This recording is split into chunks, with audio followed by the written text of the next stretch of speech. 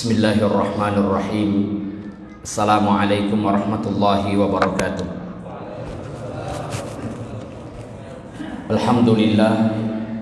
Alhamdulillahilladzi arsala rasulahu bil huda wa dinil haqq liyuzhirahu 'alad dini kulli wa kafa billahi syahida. Salatan wa salaman ala Rasulillah wa ala alihi wa ashabihi ajmain, amma ba'du. Hadirin hadirat yang dimuliakan oleh Allah Subhanahu wa taala. Rasulullah sallallahu alaihi wasallam bersabda, "Man ahabbani kana ma'i fil jannah."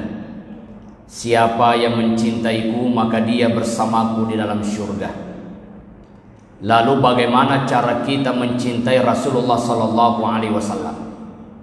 Karena Rasulullah adalah manusia yang dimuliakan oleh Allah yang maha mulia.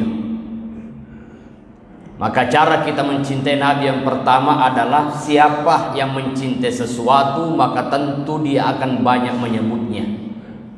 Maka mencintai Rasulullah dengan cara memperbanyak sholawat. Allahumma sholli ala Sayyidina Muhammad.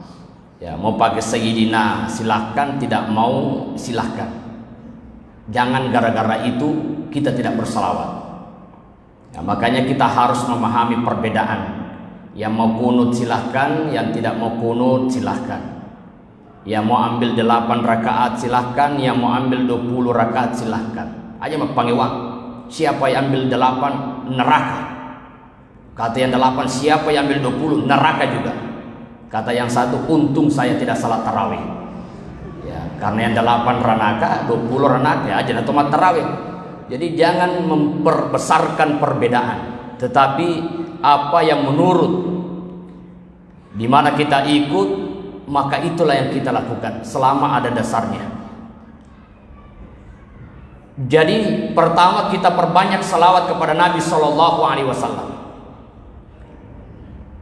Kata Rasulullah Shallallahu Alaihi Wasallam, siapa yang bersalawat kepadaku di hari Jumat dan di malam Jumat, maka malaikat Jibril akan menyampaikan salam itu kepadaku secara langsung, dan aku, kata Nabi, akan menjawab salam itu. Bahkan Allah sendiri menyampaikan dalam Al-Quran, innallaha wa malaikatahu yusalluna 'alan nabi. Sesungguhnya Allah dan para malaikatnya bersalawat kepada Nabi sallallahu alaihi wasallam. Di hadis yang lain, man shalla alayya wahidatan, siapa yang bersalawat kepadaku 1 kali, sallallahu alaihi asyran, Allah bersalawat kepadanya 10 kali. Wa man shalla alayya asyran, siapa yang bersalawat kepadaku 10 kali, sallallahu alaihi mi'ah, Allah bersalawat kepadanya 100 kali.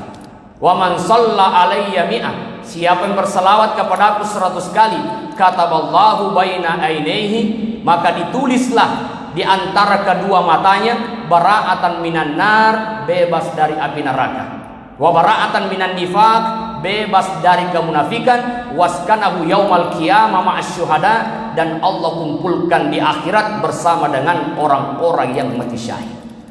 Maka biasakan Allahumma sholli ala Sayyidina Muhammad, Allahumma sholli ala Sayyidina Muhammad, Allahumma sholli ala Sayyidina Muhammad. Itu cara yang pertama, perbanyak salawat. Makanya kalau orang baca Barasanji, ya, sejarah Nabi dibaca Barasanji, kita yang hadir mendengar walau tidak paham mungkin arti dari Barasanji itu kisah Rasulullah, maka ketika ada nama Rasulullah disebut, bersalawatlah. Itulah pahala yang kita dapatkan. Yang kedua, cara mencintai Nabi dengan menjaga warisannya. Apa warisan Nabi? Warisan Nabi itu yang pertama Al-Quran. Nabi tidak mewariskan pangkat, jabatan dan harta, tetapi Nabi mewariskan Al-Quran. Ketika usia Rasulullah 40 tahun, beliau kemudian diangkat menjadi Nabi dan Rasul.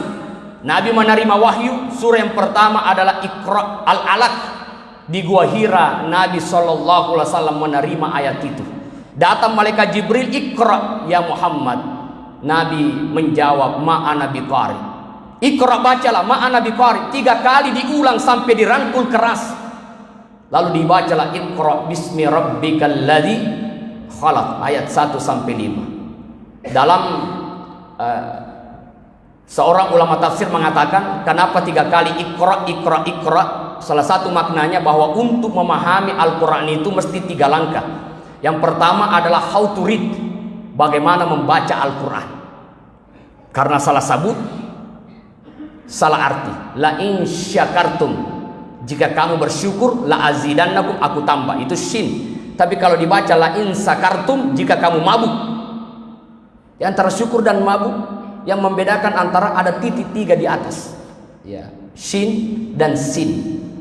Ini kodenya guys, kita mas tahu nih, ya, itu perbaiki. Yang kedua adalah how to learn, bagaimana mempelajari Al-Quran. Jadi Al-Quran ini mesti dipelajari bagi kita. Yang ketiga adalah how to understand, bagaimana memahami Al-Quran sekaligus kemudian mengamalkan Al-Quran itu. Nah, ada contoh seperti ini.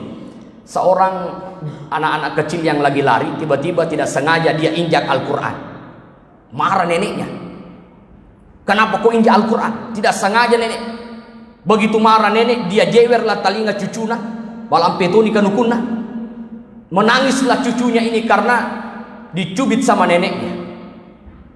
Iya nenek, saya tidak akan ulangi lagi, saya tidak sengaja. Marah Allah kalau kau injak Al-Quran. Begitu kata neneknya. Selesai memarahi cucunya, dia keluar rumahnya tanpa menutup aurat, pergi ke rumah tetangganya, kemudian menceritakan aib orang lain. Pertanyaannya, siapa yang sesungguhnya menginjak Al-Quran? Cucunya atau neneknya? Siapa yang menginjak Al-Quran? Cucunya atau neneknya? Hah? Neneknya? Lo nih ciri ko neneknya. Iya. Yang menginjak secara lahiriah walau tanpa sengaja adalah cucunya.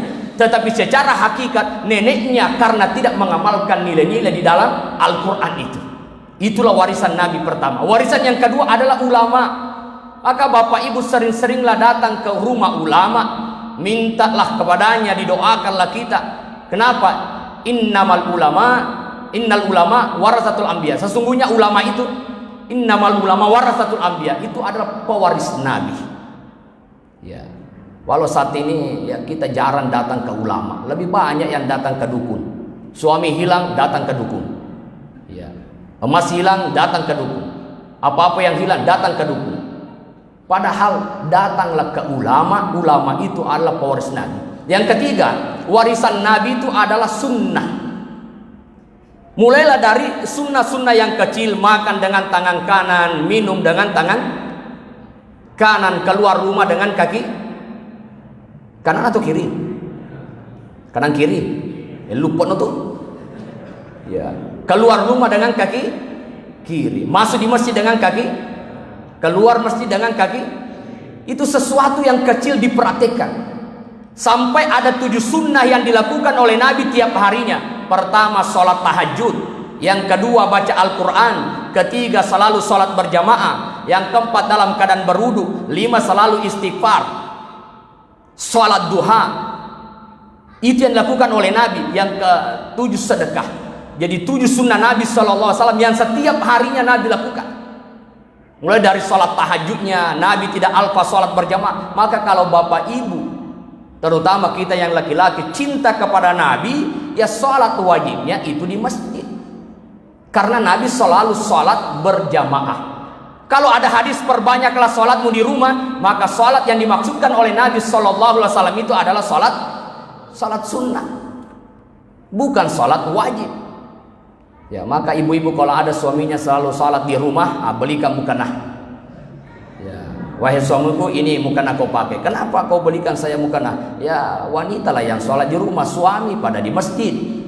Ya, ada keberkahan. Selanjutnya, bagaimana cara mencintai Nabi? Mencontoh akhlaknya. Innama bu'istu liutammima makarimal akhlak. Saya diutus menyempurnakan akhlak. Bagaimana pada masa jahiliyah, minuman keras merajalela, perzinahan merajalela, menyembah berhala, perjudian di mana-mana.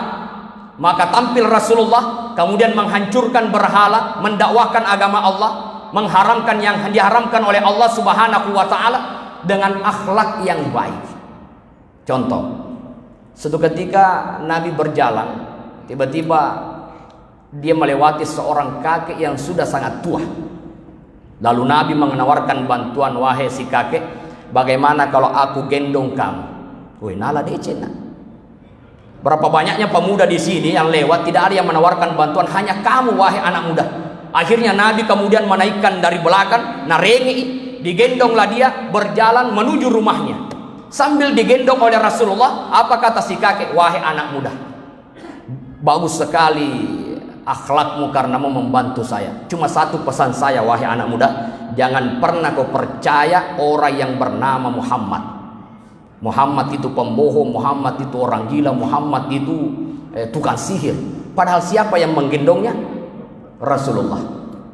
Kira-kira kita, Pak, tidak usahlah digendong, dibonceng motor lah. Sambil dibonceng yang diceritakan itu adalah kejelekan kita. Kira-kira diapakan orang ini? Angkang kemana Ripi Valesoi? Kalau kita rem mati, terlempar dia. Tapi Nabi ketika mendengar bahwa Muhammad pembohong, Muhammad orang gila, semakin memperbaiki cara gendongannya. Bahkan sudah bisa sampai di rumahnya si kakek, Nabi itu mengajaknya keliling. Agar apa? Agar si kakek merasakan kehangatan gendongan Rasulullah. Sampailah di rumahnya, didudukkan dengan baik, semoga sehat, panjang umur. Saya permisi kek, kata si kakek, wahai anak muda, saya ingin tahu siapa namamu wahai anak muda. Kata Rasulullah, sayalah Muhammad. Muhammad siapa? Muhammad yang kau katakan pembohong, sayalah orangnya. Ande macam kita, walenu si lebo. Si tongan-tongan ada dendre pulau kan aku tapi taruh masantang. Tapi apa kata Nabi? Sayalah Muhammad. Wahai anak muda, saya mohon maaf. Ternyata Muhammad yang saya katakan gila, jelek akhlaknya, pembohong, ternyata orangnya baik. Saksikan wahai Muhammad, aku masuk ke dalam Islam. Oh, si kakek masuk ke dalam Islam karena akhlaknya Nabi. Keluar sholat subuh Nabi, ada yang menaruh kotoran di depan rumahnya. Nabi injak itu. Nabi bersihkan. Subuh kedua ada lagi, Nabi bersihkan. Subuh ketiga ada lagi, diinjak Rasulullah, dibersihkan. Di subuh keempat Nabi keluar, kok tumben tidak ada? Mana langganan saya ini? Ya, cari informasi, oh ternyata sakit. Ya Rasulullah, orang yang menaruh kotoran di depan rumahmu itu sakit. Bergegas Rasulullah pulang ke rumah. Ya Aisyah, adakah makanan? Ada ya Rasul, bungkuskan. Mendengar dia sakit, Rasulullah mengambil kue di rumahnya, lalu kemudian membawakan, mengetuk pintu. Berkata di dalam, siapa di luar? Saya Muhammad. Masih hilang nih. Tamatlah saya ini. Pasti Muhammad akan membalas. Pasti dia tahu saya lah yang menaruh kotoran. Pasti mau memukul saya. Ternyata Rasulullah masuk, mendoakan, memberikan kue. Apa kata orang ini? Wahai Muhammad, Abu Jahal yang menyuruhku menaruh kotoran di rumahmu, dia tahu aku sakit, belum pernah dia kunjungi saya. Engkau yang saya celakai, ternyata engkau orang yang pertama kunjungi saya. Aku masuk ke dalam Islam. Luar biasa. Kira-kira Pak, kalau ada yang menaruh kotoran di rumah kita, dibawakan kue apa tidak? Dibawakan apa tidak? Dena musitah. Ya. Inilah akhlaknya Nabi. Bukan hanya terhadap manusia.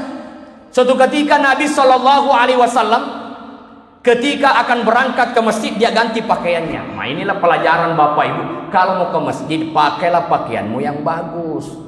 Jangan dari pagi dipakai ke kantor, ke sekolah, kemana-mana, ke pasar. Itu pula yang dipakai salat tarawih. Pas dia takbir Allahu Akbar, dia khusyuk sendiri, tapi di sampingnya pingsan. Kenapa ada kelelawar keluar dari ini? Maka pakailah wangi-wangian. Rasul mengganti bajunya. Tetapi ketika, maka anak-anak muda yang sering pakai baju kos ke masjid, ya usahakanlah pakai baju kos yang agak panjang ke bawah itu. Karena biasa juga mengganggu konsentrasi yang di belakang. Soalnya ketika dia sujud, mompo iro Batman. Iya. Tenaga dia tarik, apanya mau ditarik? Memang bajumu pendek. Kenapa mau bikin susah? Maka pakailah yang agak panjang supaya ketika kau sujud auratmu tidak kelihatan, tidak mengganggu yang di belakang. Maka kalau salah jangan pakai baju yang banyak tulisan. Ya, coblos nomor 1. Ya, padahal yang di belakangnya adalah pendukung nomor 2. Oh, bahaya ini di depan ini. Mengganggu konsentrasi. Nah, ketika Rasulullah akan mengganti baju, ternyata ada seekor kucing yang lagi tidur di atas lengan baju Rasulullah. Di atas lengan baju Rasulullah, kucing itu tertidur. Nabi menunggu, mudah-mudahan kucing ini tertidur. Ternyata kucing ini, mudah-mudahan kucing ini terbangun, ternyata tidak, nyenyak tidurnya ini kucing. Ya sama lah kalau mendengar ceramah biasa ada satu dua nyenyak tidurnya orang ini. Ya, tapi tidak ada lagi, alhamdulillah. Ya. Kalau ada yang di sini, bukan dia yang salah, yang di sebelahnya salah. Kenapa kau tidak bangunkan dia? Ya. Apa yang dilakukan oleh Nabi? Dia tunggu. Tapi karena waktu salat akan segera tiba, kucing pula belum terbangun. Apa yang dilakukan oleh Nabi? Nabi mengambil sebuah alat. Anggaplah kita katakan Nabi mengambil sebuah gunting, lalu kemudian menggunting lengan baju Rasulullah, lalu kemudian dia pakai. Dia lebih memilih menggunting lengan bajunya ketimbang mengganggu tidurnya seekor kucing yang lagi nyenyak. Wassalamualaikum warahmatullahi wabarakatuh.